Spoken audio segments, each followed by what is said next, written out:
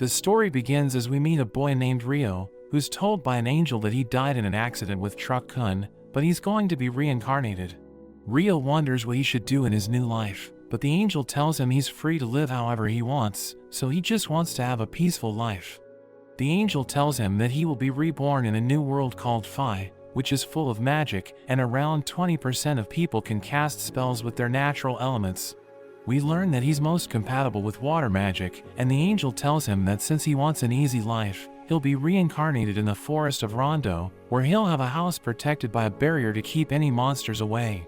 Rio is also given a starter pack with a fully stocked fridge that will last 2 months, so he doesn't have to worry about hunting for food, and he also gets a monster guidebook, which contains descriptions of the monsters he might find in the forest. He decides to test out his magic, so he goes outside and yells out an incantation, causing a sphere of water to appear in his hand, but he figures out that the incantation isn't necessary because it's all based on his imagination, and as long as he can imagine it, he can let out the magic. He decides to relax and take a bath, but the water is too cold, so he tries to light a fire by rubbing sticks together. He gives up after a while, but he gets an idea from looking at the sun. He decides to first create ice by compressing the water by removing heat, and after concentrating for a while, he creates ice and shapes it into a magnifying glass to light a fire, and later takes a bath, thinking how easy his life will be with magic. The next day, he thinks about his future plans, and realizes that he needs to work on his combat abilities to survive in the world. He manages to shoot his water ball, but he knows that it can't do any damage, so he tries to create a water jet, but even after focusing on it, it's still pretty weak. He remembers the words of the angel who told him to rely on his imagination, and he practices until his water jets are decent, and he also learns how to make hot water.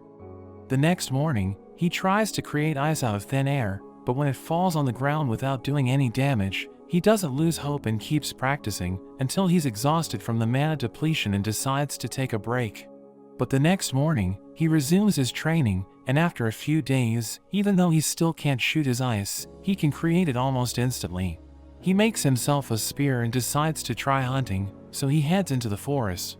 He finds stones that he can use to light a fire, but he suddenly hears a growl and sees a wild pig running toward him.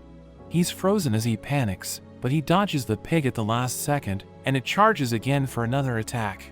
Rio quickly regains his composure and freezes the ground to make the boar slip, and then creates spikes that the boar runs into. Back at his place, he reads the guidebook and realizes that the lesser boar is the easiest one to fight in the forest. He skips through to the back pages, which is the section on the more dangerous monsters.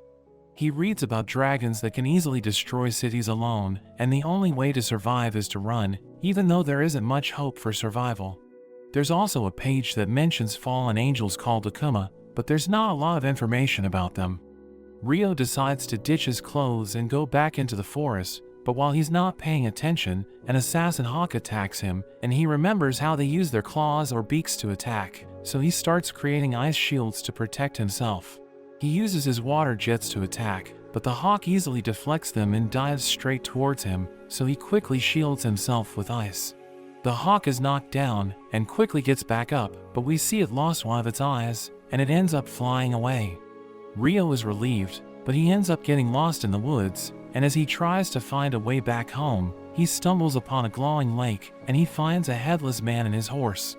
After that, Rio falls into a routine where he hunts different monsters, saves food, and practices his magic. He's sometimes defeated by the monsters, but he doesn't give up, and he soon gets strong enough to cut through even stone with his water jet. He goes back to the headless man because he's been going to him to train his fighting abilities, but his guidebook doesn't have any information about him, so Rio thinks that he might be too advanced for the beginner level. He tries to attack, but he's no match, and even his ice shields don't protect him, so he's easily defeated. The headless man doesn't kill him, but instead creates a water sword and gives it to him, telling him to master it. After that, we see Rio is hunting like usual, when he's attacked by the same assassin hawk as before, but it looks darker and seems to have evolved. He creates a 5-layer ice wall, but the hawk easily breaks it, and also defends itself from his ice spikes. Rio uses more of his magic, but it's no use against the hawk's supersonic voice and wings.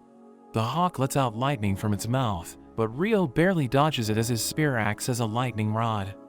The hawk dives at him, but he takes out his sword at the last moment. He's able to cut through the hawk's sonic blast, and as it comes in for another attack, Rio finds an opening and stabs it in the neck. The hawk refuses to accept defeat, and Rio realizes it evolved just to fight him, but he's grateful since he also got the chance to improve. After killing the monster, Rio is going back home, when a dragon suddenly appears and starts talking to him through telepathy. He asks if Rio saw a hawk, and Rio starts to apologize, because he thinks the monster worked for him, but the dragon congratulates him, and says that he must be strong. The dragon compliments his sword, and explains that it belongs to the Fairy King, so Rio must have done something good to earn his favor. They end up talking for a while, until someone calls the dragon and he has to leave.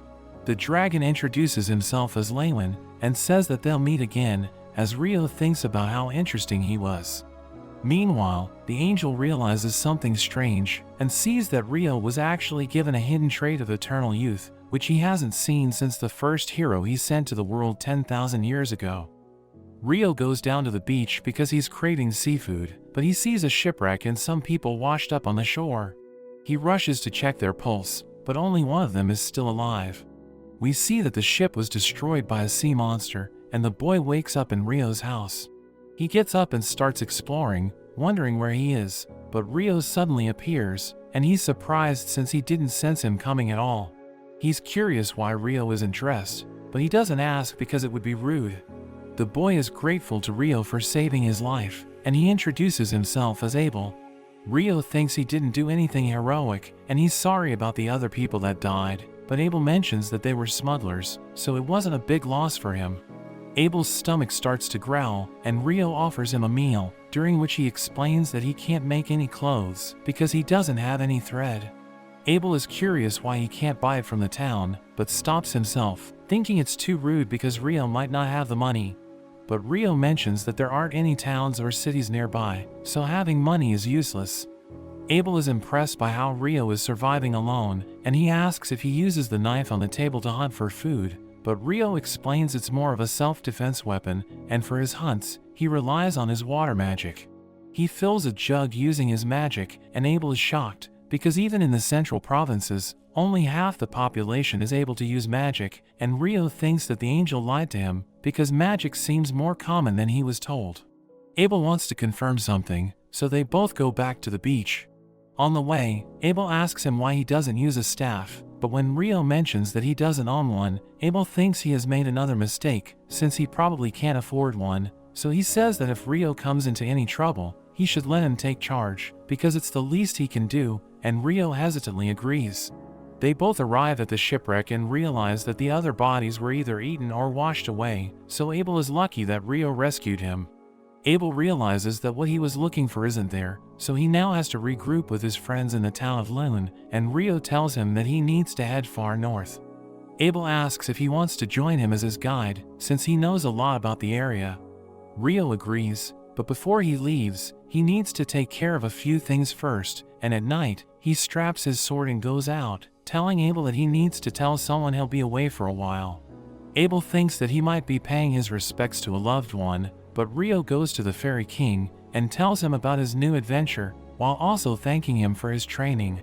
Since it's their last session, he promises to fight extra hard and land some attacks, but even with all his strength, Rio isn't able to defeat him. Rio thanks the Fairy King again, and as he goes back to the lake, he uses his magic to give Rio a special robe. The next morning, Rio and Abel start their journey, and Rio says goodbye to his peaceful life for a while. As they go deeper into the forest, they encounter a wild boar, and Abel takes the lead. He charges it and uses his total impalement skill, which blows a hole through the monster's body. Rio is impressed, and Abel explains that people who don't have magic use combat skills. They continue their travel and stumble upon some lizard folk, but decide that it's not worth a fight, so they quietly leave and change their path, but Rio senses someone following them. Abel gets ready, but Rio wants to deal with them using his magic. The lizards come from behind the tree, and Rio easily shoots them all down with his ice. After the fight, Abel wonders how he can cast so many spells at once, because an old wind mage told him that they can only cast one spell at a time. Rio thinks that the difference might be in the type of magic, and conjures up some water for them to drink. They make their way in an open field, where Rio mentions that he has never seen the type of money that Abel has, as Abel explains that the central provinces mint their own money. While they walk, they accidentally go through a golem field, and Rio realizes that a real golem is different from what he had in his mind. Abel charges in and uses his total impalement skill, but it's no use since it can regenerate. Rio thinks of a new trick and creates a 10-layer ice wall to instantly crush the golems. Only one golem remains, but it's not moving, and they both realize that the golems absorb energy from the ground, so when the monster was knocked up, it could no longer detect the ground. Abel and Rio see a giant hippo lying on the ground while wyverns attack it, and a monster war happens in front of them, which gets them excited. They both set up their camp, and Abel mentions the dungeon, which Rio wants to check out, so Abel promises that he'll take him after they reach Loon. They talk about dwarves and elves, and the night quickly passes by. Rio notes that they'll soon approach other humans after they cross the mountain, and Abel wonders where he got his information. Rio thinks about the interaction he had with Leonor, who told him about all the nearby areas and continents, but he tells Abel that some things shouldn't be shared. On their way, a giant monster flies above them, and they both barely survive by throwing food at it, but it leaves them shaken up, because there was no way they could have defeated it. Abel feels that something's wrong with the place, but Rio quickly defends his home, saying that maybe he just lacks the necessary survival skills.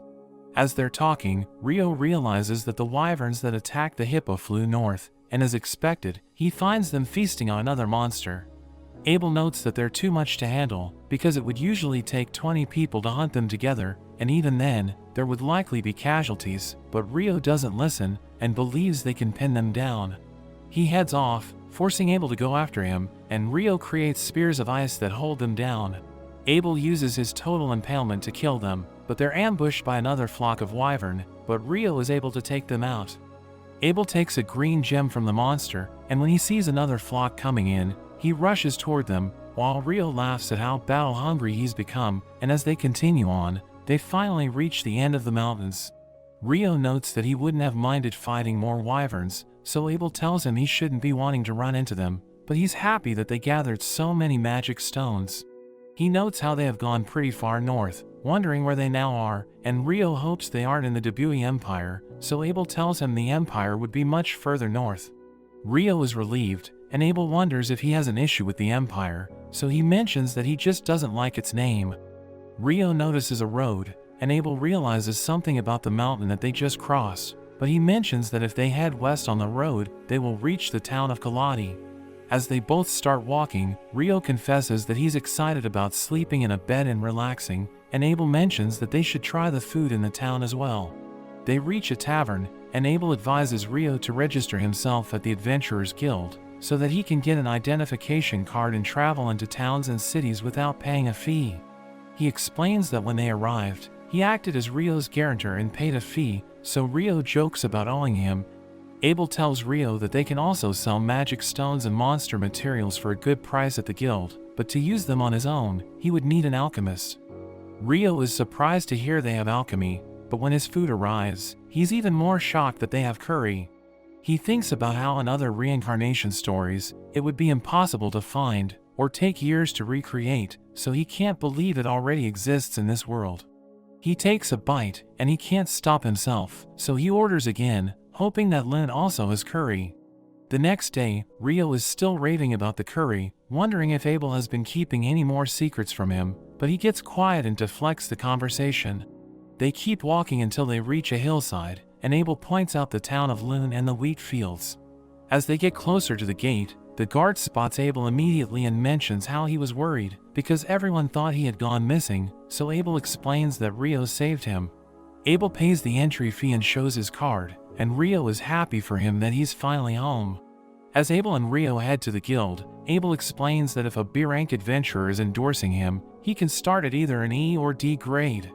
Rio is impressed that he's such a high ranker, and Abel further explains that a higher rank means he can accept more quests that'll get him better rewards. They arrive at the guild, and when the adventurers see Abel, they're all happy that he's safe. Rio realizes how famous he is and wants to get out of his way, so he leaves, but he meets an elf outside. They both stop to look at each other, and the elf recognizes that Rio's robe belongs to the fairy king, and that the king must have liked Rio to give him such a gift, but she's in a hurry, so she hopes to meet him again. Abel takes Rio back inside and introduces him as the hero who saved him, and everyone welcomes and thanks him. Abel takes Rio to the receptionist, and hopes that Rio can start at a rank D, but she's surprised because no one from the Crimson Sword has ever endorsed anyone before, so he mentions that Rio is special. The receptionist explains that for the registration, they need a proof of strength, and Abel asks to talk directly to the guild master, so they wait in the meeting room. The guild master barges into the room and is relieved that Abel is alright. Abel notes that Rio is the real hero, so the guild master introduces himself as Hugh, and shows gratitude toward Rio for his bravery, but he gets awkward from all the flattery. Hugh asks for a proof of Rio's power, so Abel shows him the magic stones that he collected. He looks at the color and size of them, and recognizes that they belong to wyverns, so he asks if they had a whole army to defeat them. But Abel tells him that it was just the two of them hunting the monsters from the Malefic Mountains. He explains to Rio that when he saw the road to Kaladi, he recognized where he was, and Hugh tells them that legend has it, that no one has ever made it out of the mountains alive, and even adventurers avoid them, but he trusts Abel and agrees on Rio's endorsement. A bunch of other adventurers barge in, and they are also relieved to see Abel, so he apologizes to his friends Lynn, Warren, and Ria for worrying them.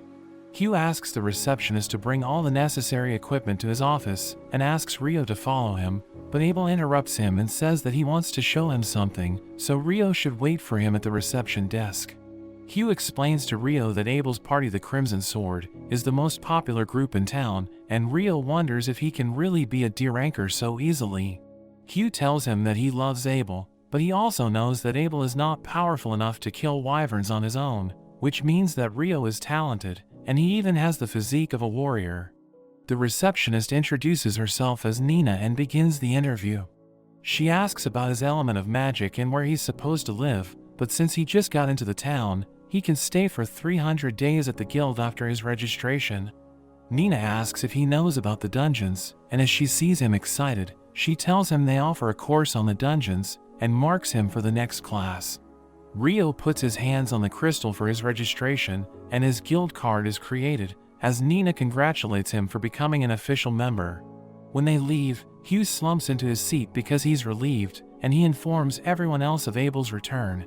Abel takes Rio to collect his payment, and tells him that he wants to buy him clothes and a staff, because every magician has a staff.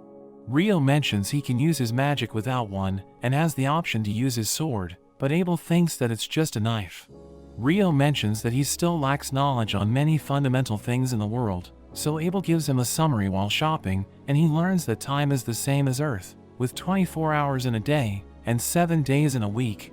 Measurements for clothes are in centimeters, and since there's also curry in the world, he realizes that someone else must have been reincarnated there and had a big impact. Abel comes out of the shop, and Rio wonders where they're headed to next, so Abel mentions a party, and they head back to the guild, where everyone celebrates Abel's safe return and Rio's bravery. The next day, Rio complains about drinking too much, and Nina introduces him to his roommates, Niels and Ito. When Nina leaves, Niels starts gushing about her, but Ito tells him he doesn't have a chance with her. Nina soon returns with another boy named Amon, and he tells them how his family died, so he came to Lune to earn a living, and Rio introduces himself since they both have the dungeon class the next day. Meanwhile, Abel tells his friends about Rio's magic, but they think what he's describing is impossible. Lynn notes how magic can only be conjured around the caster, so conjuring ice from a distance and dropping it onto a monster doesn't make sense, but Abel is sure of what he saw. Lynn also reminds him that wyverns have a wind barrier around them that deflect magic, so it's not possible to kill them with magic, but Rio remembers that there was one person who was able to do something similar. She mentions the Inferno magician, who was said to be able to reduce a wyvern to ash with a single spell, and even destroy a whole army in an instant. Ria thinks that if Abel is telling the truth, then Rio is an incredible find for them, and she fears what will happen if he turns against them and teams up with the enemy empire, but Abel notes that that would never happen, because Rio would never be associated with the Debui name. After studying for 6 days, Rio and Amon's introductory course ends, and they learn about the essentials of dungeon exploration. They have to go to the first layer of the dungeon, and Amon is nervous, so Rio tries to calm him down. Rio asks the instructor about instantly traveling to layers they have previously cleared, so the instructor notes that it's possible in certain southern dungeons, but Lune's dungeon doesn't have that functionality. We learn that the town of Lune was built around an underground dungeon, and every few years, the Great Tidal Bore occurs, where the monster population grows rapidly and they push up to the surface, so the town built double walls to keep them from breaking through. Rio is fascinated by how the town protects itself, but Amon thinks that the tidal bore sounds dangerous, so the instructor tells him not to worry, because it's not likely to happen anytime soon. As they head inside, Rio notices that Amon is stressed, so he assures him that they'll be fine. The instructor tells them that the first layer is free from any monsters, but when Rio and Amon explore, Rio senses something up ahead. He tells Amon he'll pin down the monster using his magic, so he should use the chance to finish it off. A soldier ant crawls towards them, and Rio remembers reading about it in his guidebook, that the easiest way to kill it is by hitting the base of its neck. He uses his ice lances to pin it down, and he gets Amon to deliver the finishing blow. After killing the ant, Amon is more confident in himself, and Rio tells him to grab its magic stone. Amon wonders if it's allowed, so Rio notes that they're adventurers, and it's how they make their living. After that, Rio and the others celebrate, and Ito is impressed they were able to take down a soldier ant on their first time. Amon wants to go to the dungeon again, so Rio invites him to join him, since he's planning to go down to the 3rd level, but he remembers how the first level was meant to be clear, so he wonders what a soldier ant was doing there. Niels notes that there should only be bats on the 1st floor, and Ito mentions how ants have been spotted on the first 2 layers over the last few months. Abel suddenly appears, revealing that ants can dig their way up, and he introduces himself to Rio's new friends, who can't believe that they're meeting Abel of the Crimson Sword. Niels mentions that Abel is his hero, asking to shake his hand, and Abel tells them not to push themselves too hard, because surviving is an adventurer's first priority. Rio wonders what he's doing at the guild, so Abel tells him that he just came back from an adventure, but he's interrupted by the rest of his party, because they were supposed to go to the guild master first. Abel says he was just guiding the new adventurers, but Lynn tells Warren to grab him, and he's carried away. Lynn suddenly stares at Rio, but Ria calls her back, and they all go to find the guild master. Ria tells Lynn it's rude to stare, but she's just interested in Rio since he's supposed to be an incredible magician, and Ria can't deny that she's curious as well, so Abel notes that they will soon see how strong he is. The next day, Amon and Rio go back to the dungeon, and they use the same strategy where Rio pins the monsters down, and Amon finishes them off. As they take a break, Rio notes that Amon's fighting style is similar to Abel's, so he wonders who taught him how to fight, and Amon explains that he studied under a man named Kiro, who studied at one of the major schools in the royal capital called Hume.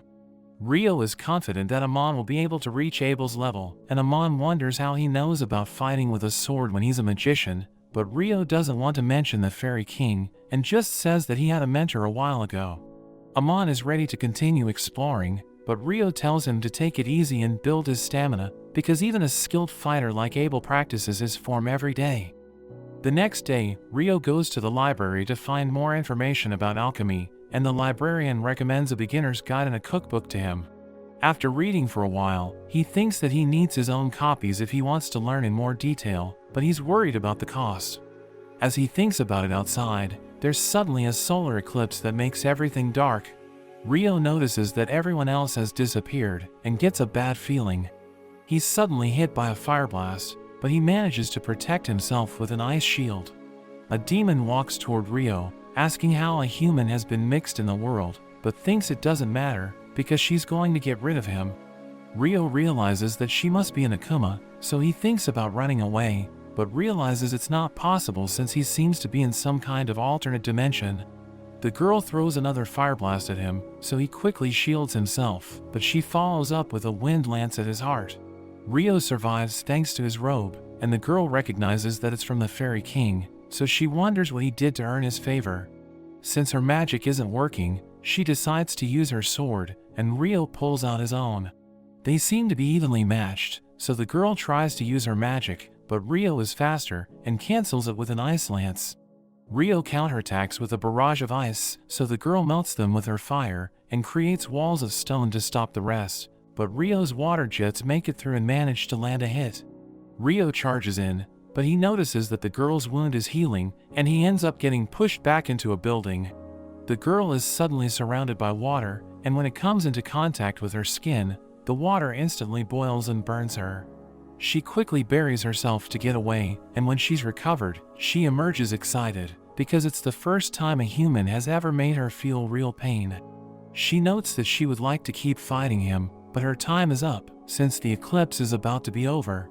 She's sure they will face each other again, introducing herself as Leonor, and she suddenly disappears. Rio is relieved, but he realizes he needs to get stronger, because if it wasn't for his robe, he would have died.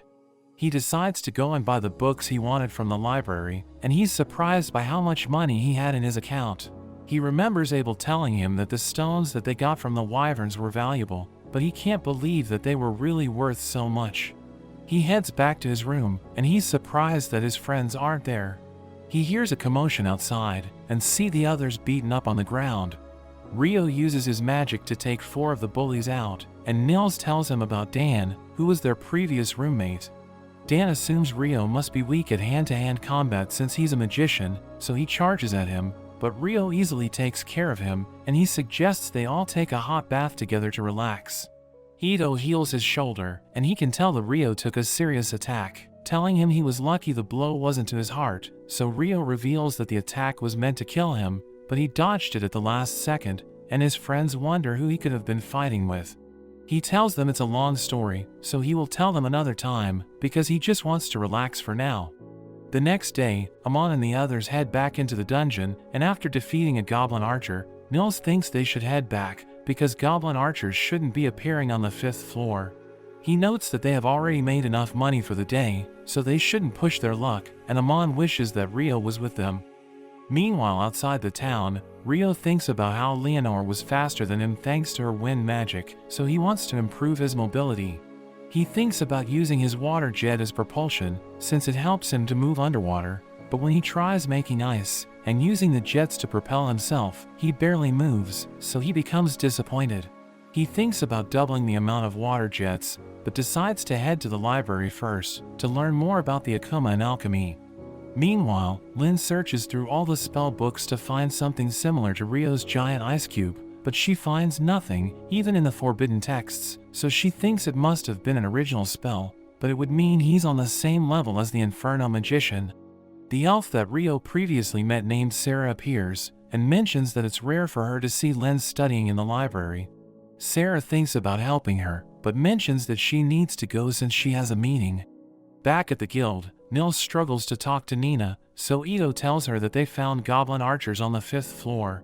After Nina checks the magic stone that they got, she rushes to inform the guildmaster, who is also surprised, because goblin archers aren't supposed to show up until after the 10th floor, which could be a sign of the Great Tidal Bore, so he calls the Crimson Sword and the White Brigade party for an emergency meeting. As Abel arrives, he isn't thrilled to hear that the White Brigade was also called, because he has trouble talking to their leader Phelps. When they go to see the guildmaster, Phelps is already there, so Abel does his best to keep it together. Hugh tells them about the situation, asking them to investigate the dungeon, and Abel wonders if a goblin archer really appeared on the 5th floor. Hugh mentions the magic stone that Amon's party collected, so he's sure about the information. He asks them to verify signs of the tidal bore, since the last one was 10 years ago, and offers them 100 gold up front, and another 200 when they get back.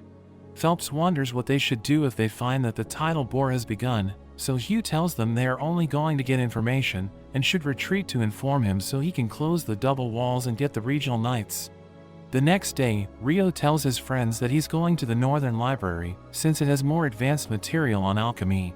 Ito mentions that only deer anchors and above can enter, but it's not a problem for Rio. Amon asks about the forbidden texts that are kept there, which gets Rio excited, so Ito clarifies that only beer anchors can access them. As Rio arrives at the Northern Library, he finds it to be much larger, and realizes he'll need help locating the books he wants, since he can't directly ask about the Akuma, and while wandering around, he runs into Sarah again. Meanwhile, the Crimson Sword and the White Brigade prepare to enter the dungeon, but Abel gets a bad feeling, so he asks Len to use her wind magic to scan the first floor, and she finds that there are hundreds of monsters waiting for them, so Hugh declares an emergency and requests for all available adventurers to head to the dungeon. Back at the library, Sarah is glad to see Rio again and wonders what he's doing there. He wants to ask about the Akuma, but realizes it would sound strange, so he tells her he wants to study alchemy. Sarah is surprised since alchemy is a difficult subject, and Rio mentions that he wants to create a golem, so she guides him to the books that might be able to help him.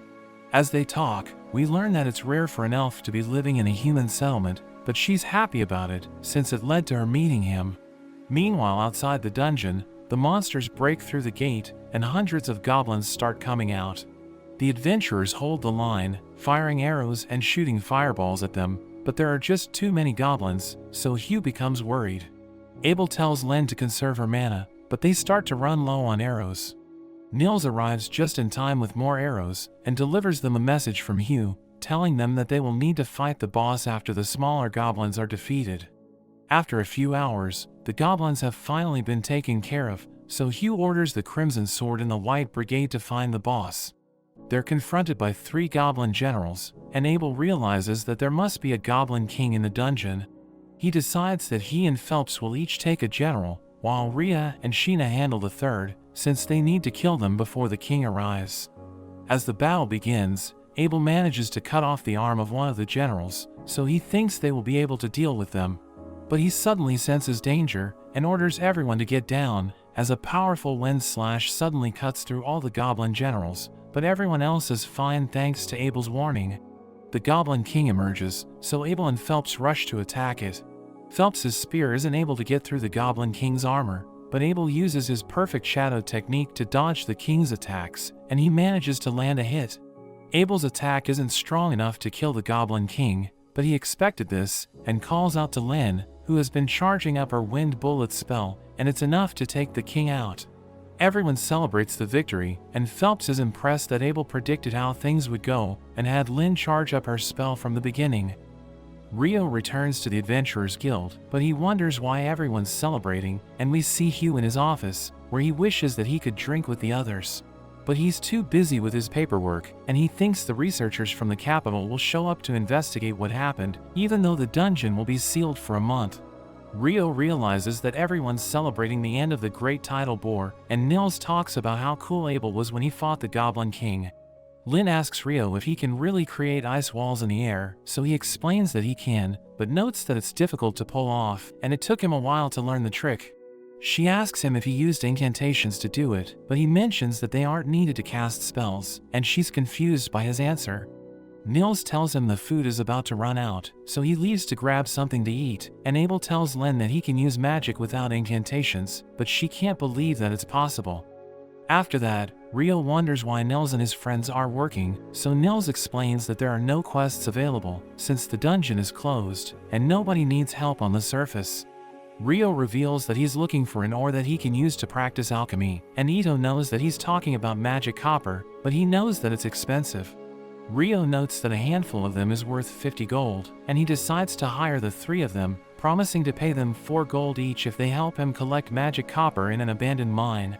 He adds that he'll buy the magic copper they find for 25 gold each, and they think it's a great offer, so they decide to work for him.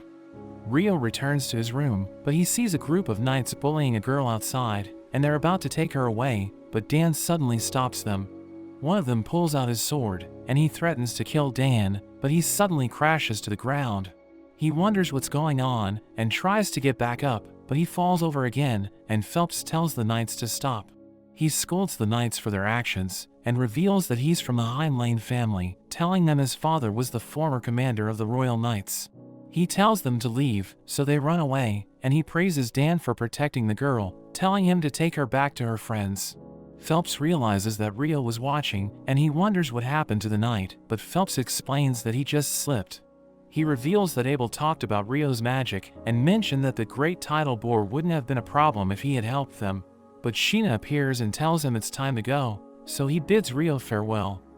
That evening, Abel joins Rio for dinner, and he gives the waiter his order, but Rio wonders why he's alone, thinking he must be going to the pleasure district after their meal. But he tells Rio to be chill, since other people might be listening, so Rio thinks he's avoiding the subject, since he's in love with someone. He thinks it must be Ria, and Abel strongly denies it, but Rio thinks he's lying. He asks Abel why he's alone, so he explains that he needs Rio's help, and they walk around the district, as Abel reveals that he needs to deal with corrupt royal knights. But Rio sees suspicious men in an alley, and they decide to follow them, but they suddenly get ambushed by cloaked men, so Rio uses his falling eyes to knock them out. Abel realizes that they have an alchemical tool, and Rio wants to keep it, but Abel notes that they need it as evidence. He realizes that they're C-rank adventurers from a place called Jaclair, and he decides to hand them over to the guards, who will handle the investigation. Meanwhile, Phelps walks around the town, but the knights from earlier follow him, since they want to get revenge. But they suddenly realize that they can't move, and we see Sheena behind them as she uses her Inferno spell to incinerate them. The next day, we see Hugh talking to a man named Clive, but he's angry since Clive wants to open the dungeon, and he's even demanding food and protection. But he explains that the Minister of Domestic Affairs has given them full authority over the team, so Hugh must follow their demands, but he notes that Clive is being unreasonable. A man named Arthur tells Hugh that they'll bring supplies from neighboring towns so that the guild's food stores won't be affected. But Clive tells Hugh that he still needs to reopen the dungeon, so he agrees to do it, but notes that the guild won't be responsible in case something bad happens to their team. He tells them they can hire adventurers for protection, but warns them that nobody knows the state of the dungeon since a great Tidal board just occurred. Rio meets a girl named Natalie, who begs him to take her to the Adventurers Guild since she needs to deliver a letter. She shows it to the Crimson Sword, and Abel realizes that the court magicians are asking for support while they investigate the dungeon. But he notes that the reason why the dungeon is supposed to be closed is because an A-rank party disappeared decades ago when they entered the dungeon after a tidal bore. Rio thinks they should just stay away from it, and he leaves to grab something to eat, while Natalie introduces herself to the others. Lynn realizes that she's from a family of great water mages, so she asks Natalie if she knows a spell that summons ice walls in the air, but she wonders if it's even possible to do that. So Ria reveals that Rio can do it, and Natalie can't believe it, while Abel notes that they should never fight Rio, because they'd be no match for him. But Abel tells Natalie to look for Rio if she's in trouble, and tells her where she can find him. The adventurers prepare to enter the dungeon, and Arthur shows Abel a mana detector, telling him that anything it detects will be transmitted to the analysis team. He tells his party it's time to move, and notes that they'll only go as far as the third layer, while Arthur mentions that he's counting on them. Meanwhile, Rio manages to find magic copper, and he pays Niels and his friends, who are happy with the reward. Ito is surprised that the dungeon is open again, but Rio notes that only deer anchors and above are allowed to enter, so Niels and his friends realize that they aren't included. 3 days later, we learn that the team has explored 7 layers, but they still have nothing to show for it, so Abel thinks they need to head deeper. They see a group of men from the Royal Central University, and Ria notes that they're operating under the theory that the monsters from the tidal bore came from below the 38th layer. At the Adventurers Guild, Hugh tells the E and F rank adventurers that he needs their help to get food from other towns. But Rio asks him about the color of the magic stones that were recovered during the tidal bore, so he reveals that they're all pale. Clive sees a strange opening in the wall, and he decides to call at the gate, ordering his men to examine it. So they use their equipment to measure the mana inside it, but everyone suddenly disappears, and Natalie realizes that the readings have vanished. The team realizes that they've been relocated, and Clive believes the gate teleported them away, thinking it's where the monsters from the tidal bore came from. He thinks the discovery will help him become the department head, but a man sees something in the distance, and they realize that there are monsters approaching. The analysis team detects mana on the 40th layer, but it suddenly disappears, and a mage from the College of Magic named Christopher asks them if something strange is happening in the dungeon. They don't tell him anything, and he knows that it's because they belong to different organizations, but he notes that people disappeared in the dungeon moments ago. He reveals that he was about to enter the dungeon with the adventurers he hired, but they suddenly vanished before his eyes, so the analysis team tells him about their situation. They tell him they got a reading from the 40th layer, so he realizes the adventurers were sent there, but he thinks it's impossible to save them, since no adventurer has ever made it past the 38th layer. He notes that even B-rank parties struggle beyond the 30th layer, but a man thinks the team will be okay, because they're with the Crimson Sword. Christopher notes that he sent a messenger to inform the guildmaster about this situation, so that he can take action, but Natalie suddenly runs off. Hugh learns about the situation, and he can't believe the investigation team vanished, so he decides to head to the dungeon entrance to confirm what's going on. We see Rio at the library, where he sees Sarah, and he tells her he wants to compare records of past eclipses and great tidal bores, but he doesn't know where to look. So she shows him around, as she notes that solar eclipses always happen before tidal bores, but it was never a total eclipse like the one that happened recently.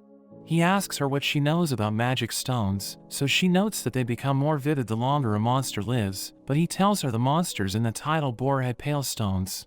So she realizes that they just spawned, but he thinks it's strange that the Goblin generals and king just spawned all of a sudden, and he wonders if they were created artificially. He thinks she already knew that the stones were pale, and she admits that she already checked the records, revealing that the stones were also pale during the past tidal bores. He can't believe such records exist, and she offers to show them to him, telling him to follow her. We return to the investigation team, as Arthur wonders if their instruments are still working, so a man reveals that their mana detector is still active. Lynn mentions that the people on the surface might send help, but Arthur thinks it's unlikely, because he can sense something in the air. Rhea notes that it reminds her of the Sanctuary Square, which is the ultimate defensive magic that deflects spells and attacks, and Abel realizes that they're trapped in a barrier. She thinks it must be massive, since they can't see the boundaries, and he tells Lynn to use her probe magic to check what's in the area. So she casts the spell, and notes that there are thousands of humans nearby, but there are 50 life forms that she has never seen before. Arthur thinks it must be Clive and the others, so they decide to look for them, thinking it's best to regroup with them. Hugh learns that the investigation team is on the 40th layer, and Christopher wonders why they vanished, thinking it's dangerous to enter the dungeon since it could happen again. Hugh agrees with him, so they decide not to send a rescue team, and pray that everything will be okay. Clive's team is under attack, so they use their barriers to defend themselves, but they still suffer casualties, and he realizes that there are demons in the area. His men charge in, but the demons cut them down, as they realize that they don't stand a chance. Abel sees the demons, while Rhea notes that they're immune to magic, and they're even stronger than humans, but Arthur orders his men to surround them. Clive and his men hide in their barrier, and he thinks it's all over for them, but the demons suddenly get stabbed by elemental javelins. Rhea can't believe magic worked on them, because they're supposed to be immune to spells, but Arthur notes that it's not confirmed. He thinks the mages can overcome the devil's defenses if they work together, and they continue to attack with their magic, but he realizes that they'll run out of mana before they defeat the demons. Arthur notes that the mages are almost out of mana, so Abel mentions that they need to switch to melee combat, telling Warren to lead the charge. They rush forward, and take down the demons in their path, so Arthur realizes that the Crimson Sword lives up to their reputation. But Lynn suddenly collapses, and Rhea mentions that they're also out of mana, while Abel realizes that there are only 6 demons left. But Rhea notes that their leader is a demon prince, and it's so powerful that only a hero can defeat it. Abel decides to fight anyway, and he cuts down 2 of the demons, but the prince blasts his friends away, so he becomes worried. Rhea tells him they're okay, but the prince suddenly attacks him, and he realizes that he's no match for its speed and strength. The mages try to blast it, but their spells have no effect, and the demons overwhelm them with their projectiles. The prince charges in, so Abel uses his sword skill to slow down time, and he manages to parry its attack. He takes a swing at its head, but it dodges his attack and strikes back, so he falls to his knees, and the prince prepares to finish him off. But Rio suddenly appears, and he mentions that he's there to save Abel, telling him he needs to get stronger, since he was almost killed by the demons. Rio mentions that he'll take care of the prince, so Abel warns him that it's powerful, since it's an immature demon lord.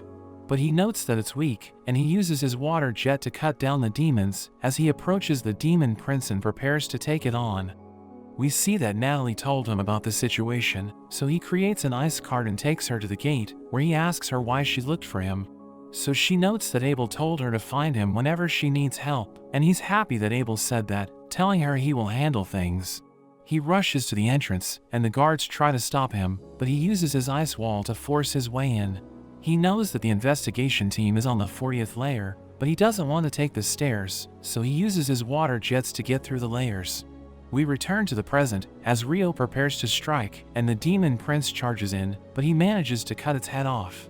Abel is impressed by his move, but the prince takes its head and puts it back in place, so Rio realizes that the prince is tougher than he expected, but he still thinks it's weak. He decides to test its ability to regenerate, so he uses his water jet to cut it into pieces, and its magic stone shatters as it reaches its limit. Its body turns to dust, and Abel thanks Rio for saving them, promising to give him free food as a reward. Rhea is glad that Abel is okay, while Arthur introduces himself as an advisor to the royal magicians, and he thanks Rio for defeating the demons. But he reveals that people died during the fight, and he notes that the mages will collect their remains after they regain enough mana.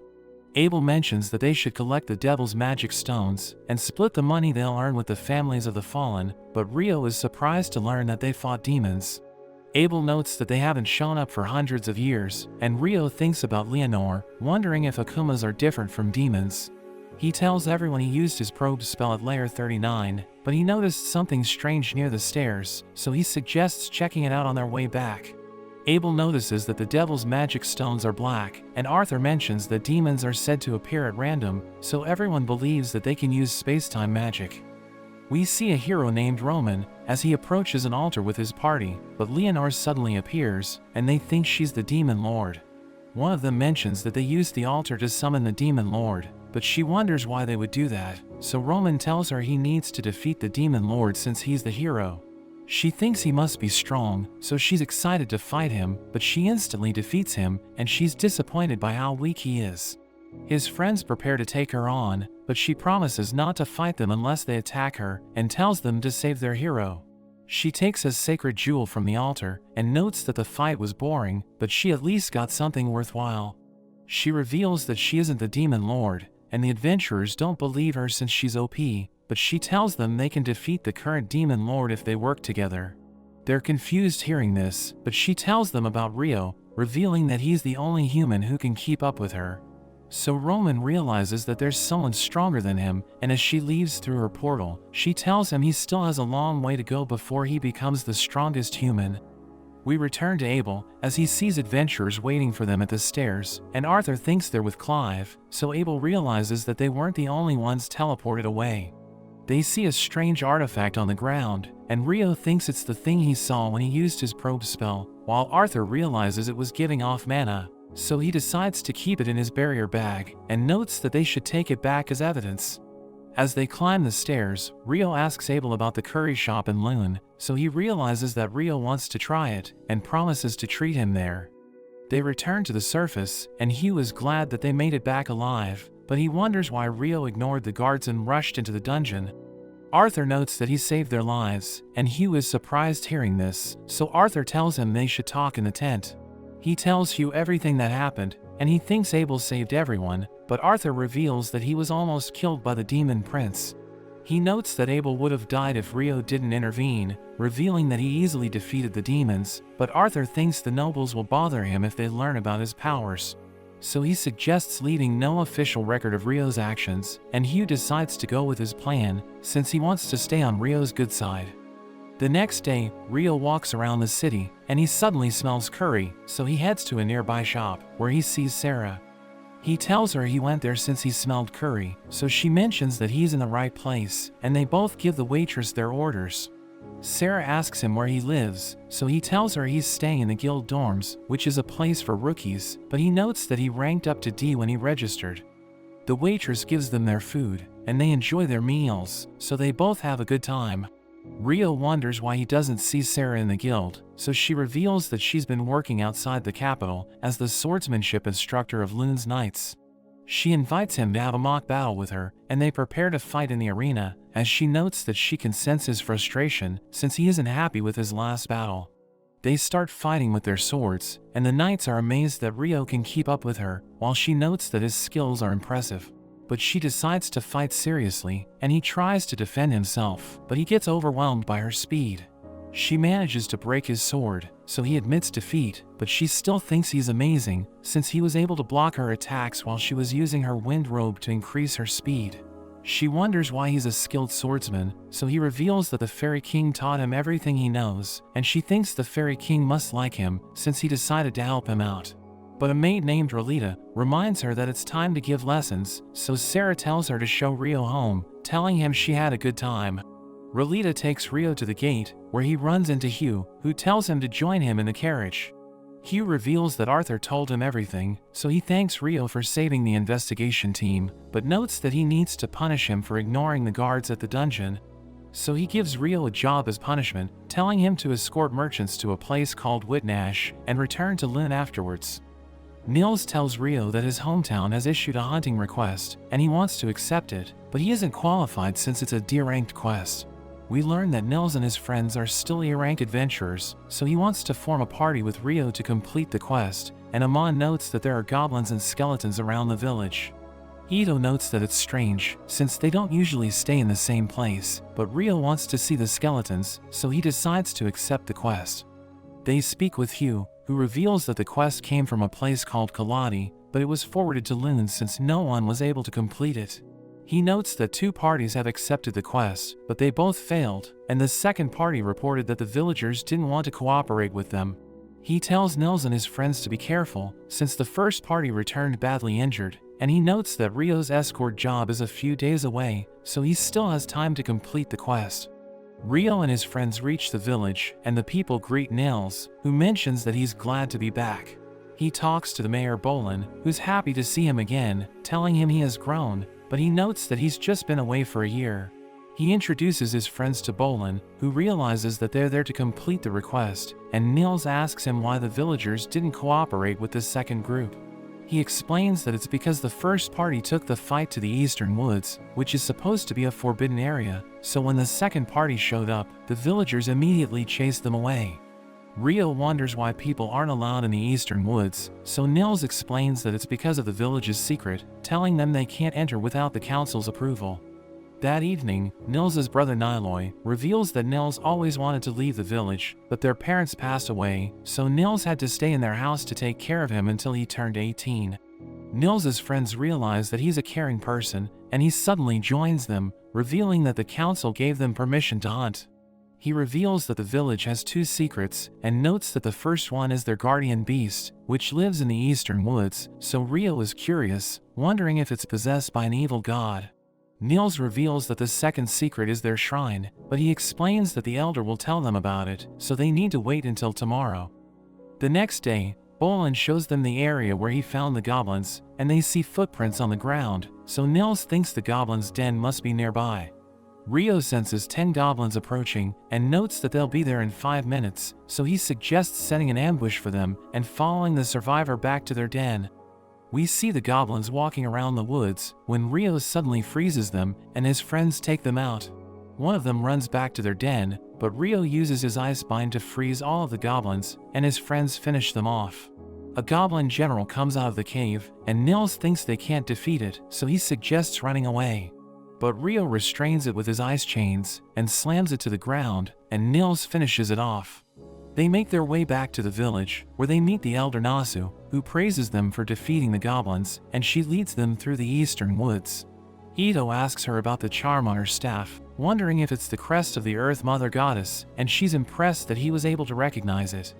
Rio asks him about the goddess, so he reveals that she belonged to the Pantheon of Seven, but Nasu notes that everyone now worships the goddess of light, so the other 6 have been forgotten.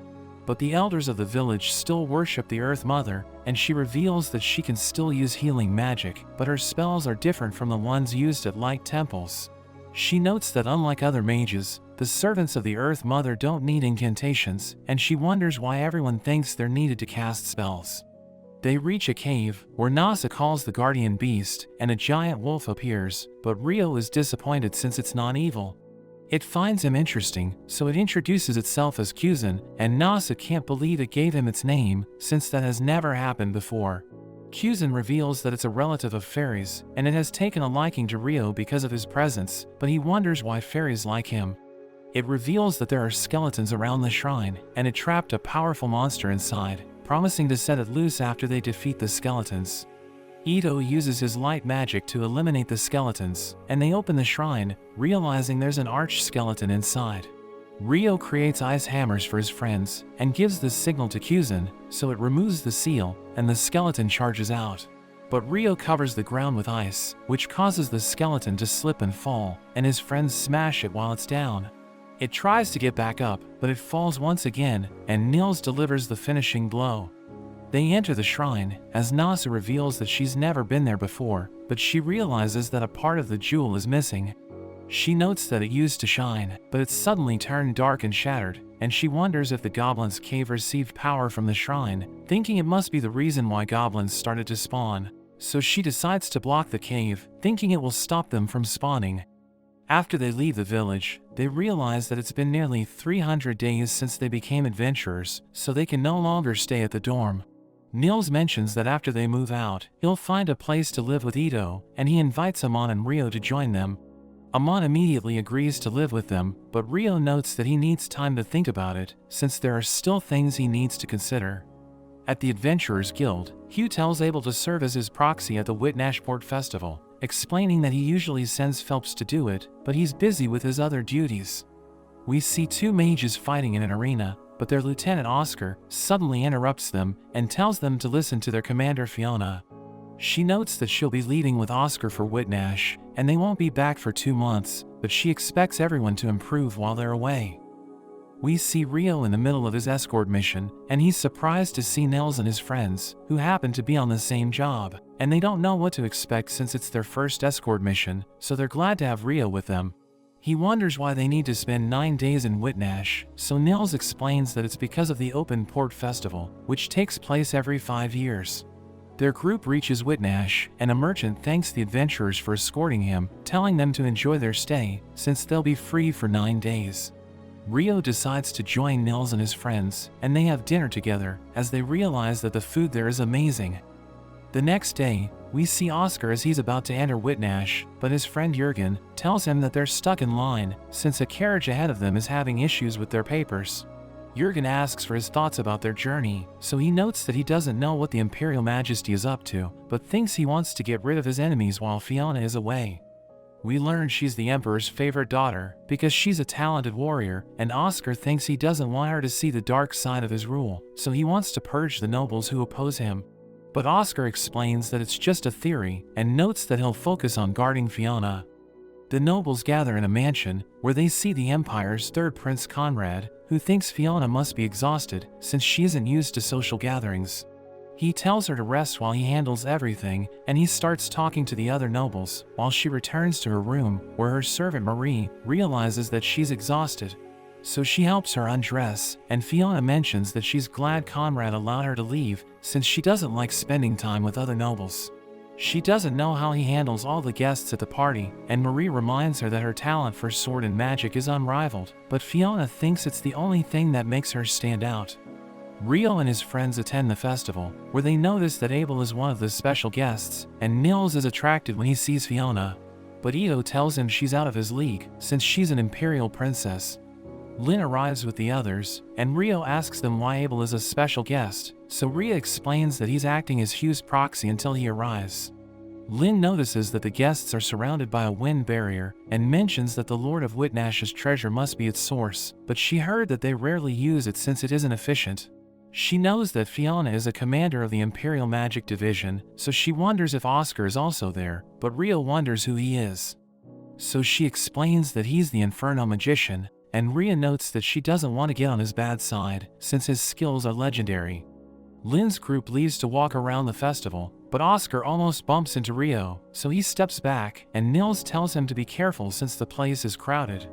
Oscar starts walking around the town, and he mentions that he doesn't like crowds, but Jurgen reminds him that Fiona wants to try the food at the festival. So she'll cry if they return empty-handed, and he tells Oscar what food she wants to eat.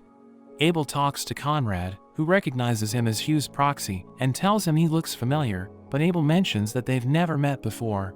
He notes that he met Fiona, so he wonders if Oscar is also there, but Conrad explains that he isn't allowed to talk about him, and tells Abel he needs to go. We see Fiona resting in her room again, and she mentions that she hates acting like a princess while everyone's staring at her. Oscar and Jurgen arrive with her food, and Jurgen reminds Oscar that he almost bumped into Rio, so he notes that it was a close call, but they only avoided each other since Rio was quick to react. He uses his magic to heat the food, so Fiona thanks him and calls him her master, but he tells her not to call him that in front of everyone. We see Amon and Ito trying an archery challenge, but they both fail to hit their targets, and Rio tells Abel to give it a try. He decides to go for it, and he hits the bullseye, so everyone thinks he's amazing. He sees Rio with her friends, and he wonders why they're carrying a lot of stuff, so she explains that women have certain needs. Lynn reveals that she's angry, since he promised to go out with her but didn't show up, and she takes him away. Sarah visits Nina, and tells her she's looking for Rio, since she wants to talk to him about something she found in the library. But Nina reveals that he left to complete a quest, and notes that he won't be back for a while, so Sarah becomes sad, wondering when she'll see him again. We see Rio watching the people prepare for a race, but Niels isn't happy to see Dan, and they start to argue, while Ito notices a priest named Sasha, realizing she's in Dan's party. The race begins, and Fiona wonders why the adventurers have a separate race, so Marie explains that they're allowed to attack each other, but Jurgen notes that using magic is against the rules. Niels and Dan fight during the race, and they're about to reach the finish line, but their weapons break, and they take their companions' paddles to continue the fight. But they end up breaking again, so they start punching each other, and Rio notes that they would have won if they had just crossed the bridge. They start to grapple, but it causes their boats to tip, and they both fall into the water. Their teams lose the race, but they receive a special award for entertaining the crowd, and they fight over that as well. After that, everyone sees a strange ship called the Rain Shooter, and Hugh explains that it uses wind and water magic to move. Niels thinks it's amazing, and Hugh wishes that it would perform well, since they had to spend billions just to build it. Ito checks a weapons store, and he looks at a crossbow, thinking he can use it to support his friends while they're on the front line. The shopkeeper shows him a repeating crossbow, and as he gives it a try, he realizes that it's perfect, so he decides to buy it. That evening, Abel attends a party as Hugh's proxy, since he has already returned home, and Conrad introduces Abel to Fiona, revealing that she's his little sister. Abel doesn't feel safe since he isn't carrying his sword, but he thinks everything will be okay, since a barrier is protecting everyone. We see the treasure that's being used to create the barrier, but the person guarding it realizes that it's no longer channeling mana, and the barrier disappears.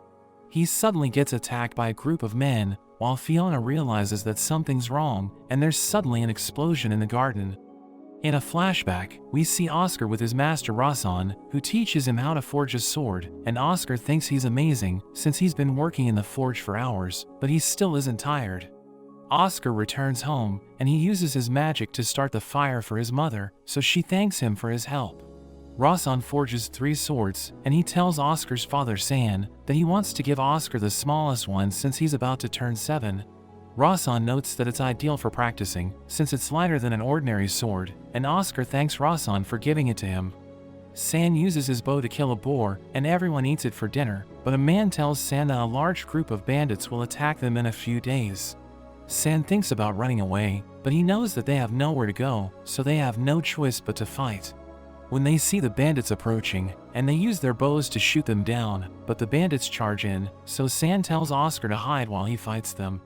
The bandit Boscana takes out the archers and opens the gate for his men, who rush into the village. We see Oscar hiding with his mother, but Boscana manages to find them, so his mother tries to protect them, but he easily cuts her down. Oscar launches a fireball, but Boscana slices through it and knocks him down, telling him he has a fine sword, but he isn't skilled enough to use it. Boscana prepares to finish him off, but San arrives to save him, and he realizes that his wife is dead, so he becomes angry and charges at Boscana. He escapes through the door, and San tries to follow him, but he suddenly gets hit by arrows, and Boscana finishes him off. He takes San's sword, but his companion Posh tells him they need to go since a pack of wolves is approaching. They eat the villagers' remains, and Rossan arrives, realizing that Oscar's parents have been killed. He tells Oscar they need to escape, but he mentions that he wants to die, since his parents were murdered in front of him. Rossan tells him he needs to live, since his parents died to protect him, but they realize that the wolves are outside, so Rossan tells him to escape to the river. Oscar runs away, and a wolf chases after him, but Rossan takes it out, and he stays behind to fight the wolves while Oscar escapes. He manages to reach the river, but the wolves are about to catch up to him, so he panics and falls into the water. He later wakes up in a mansion, and he meets an old man named Luke, who reveals that a villager found him at the edge of the river. Oscar remembers what happened, so he starts crying, and after he calms down, Luke mentions that he must be blessed by the fire god since he has red hair. He tells Luke that he has nowhere else to go, so he allows Oscar to stay there, and promises to educate him after he recovers. He mentions that he wants to learn how to fight with a sword, since he wants to get stronger, but after he returns from his training, he sees that the mansion is on fire. So he searches for Luke, but he finds that he was killed by a bandit, so he loses it and charges in. He manages to injure the man, but he grabs onto Oscar and stabs him through the chest, telling him he still isn't skilled enough to use his sword. He realizes that the bandit is Boscana, and Posh tells him they need to go, since the nights are approaching, so they leave Oscar to die. But he somehow manages to survive, as his hair is now white, thinking he needs to get revenge on Posh and Boscana. We return to the present, as Abel talks to the Lord of Whitnash, who reveals that his mansion is full of soundproof artifacts, so no one outside can hear them. He tells Abel that he wants to have an introductory course for adventurers in Whitnash, just like the one they have in Loon, and Abel thinks it's a great idea, since it helps rookies survive in the dungeon. The Lord notes that he has already discussed the details with Hugh, but he has an additional proposal, saying he wants their instructors to go through Lynn's course, so that they'll become familiar with it.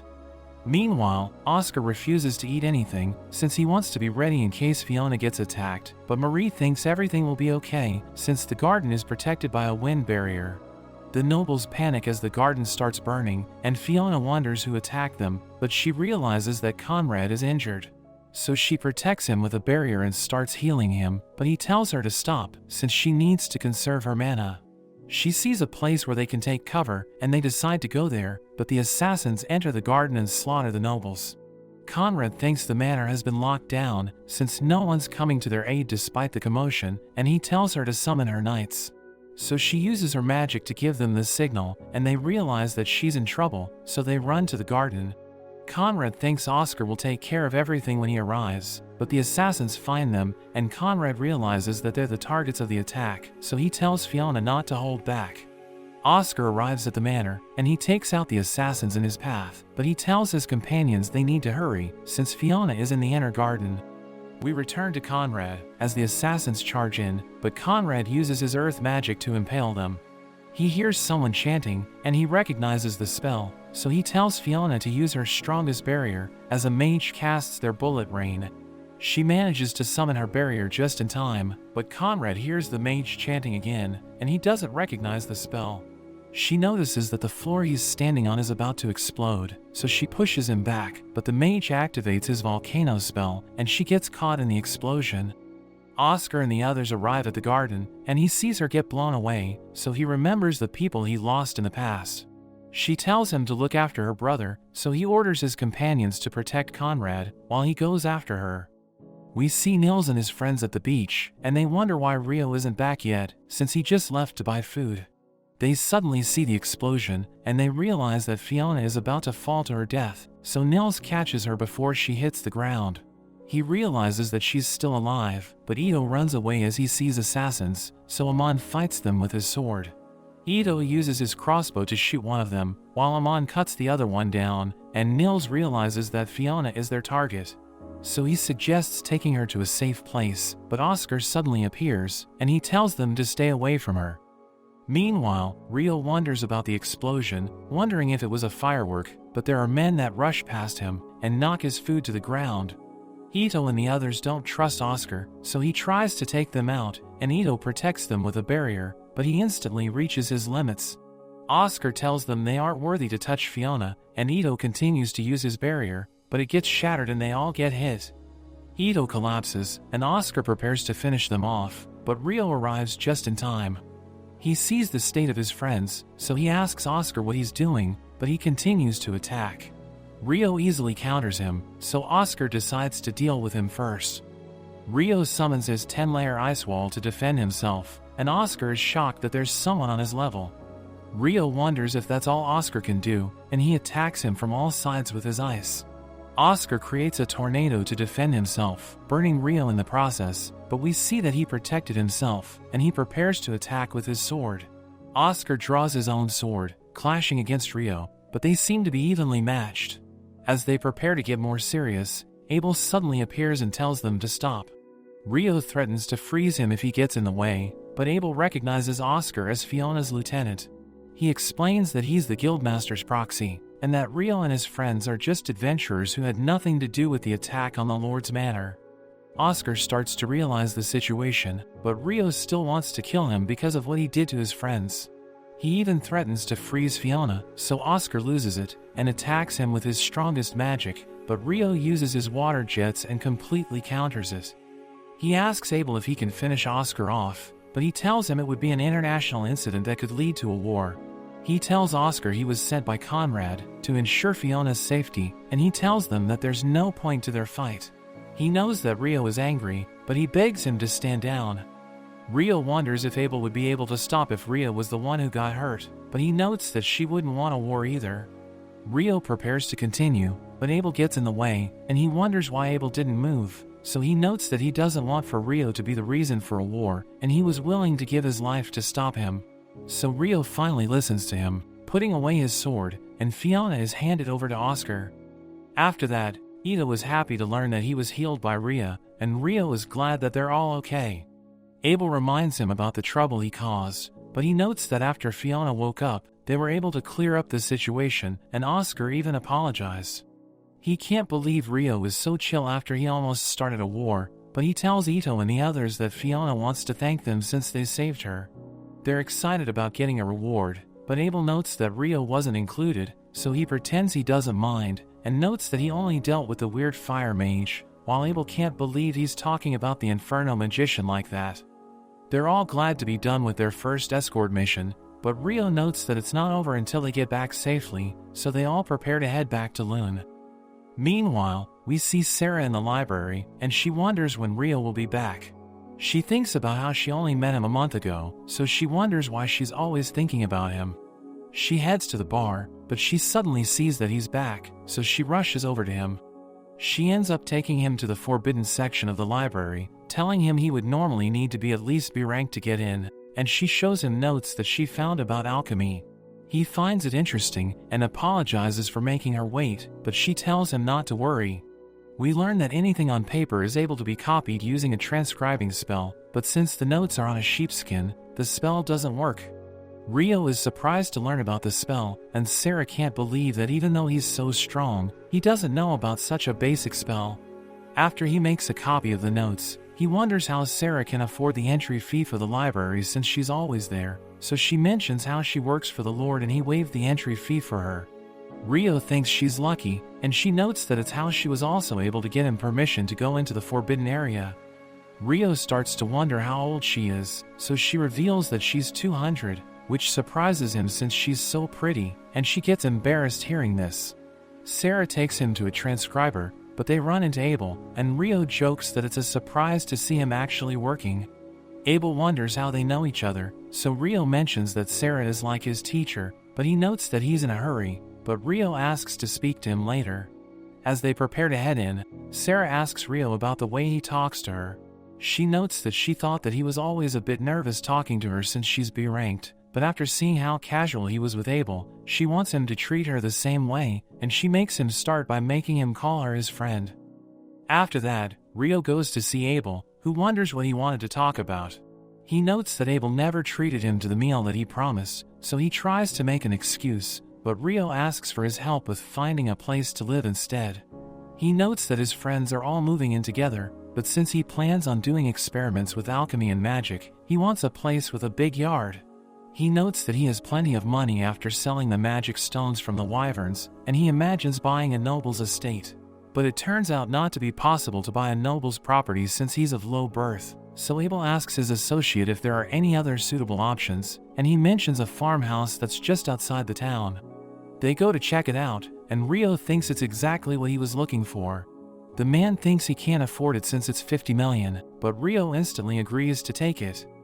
We see the angel as he thinks about how Rio just wanted a peaceful life, but seeing everything that he's been through so far, he thinks Rio has a much more interesting path ahead of him. But that's where this video ends. Remember to like and subscribe to the channel. Thanks for watching and I'll see you next time.